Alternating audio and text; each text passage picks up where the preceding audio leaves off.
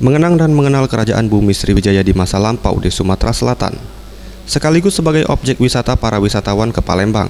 Salah satunya bisa berkunjung ke Museum Taman Purbakala Kerajaan Sriwijaya atau dikenal dengan Museum TPKS yang berada di Tangga Buntung, Kecamatan Gandus, Palembang. Berbagai macam benda peninggalan Kerajaan Sriwijaya dipamerkan di museum ini sebagai daya tarik yang bernilai edukatif bagi para pengunjung.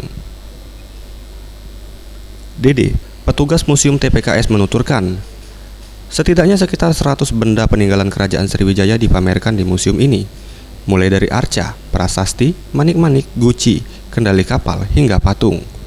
Untuk koleksi tertua, yakni prasasti Kedukan Bukit yang ditemukan pada tahun 1920. Saat ini sebagai penambah daya tarik pengunjung, pengelola museum telah membangun taman bagi para pengunjung dan juga miniatur kapal Cheng Ho. Museumnya ini koleksinya ini, cuman kita ada penambahan di depan di taman.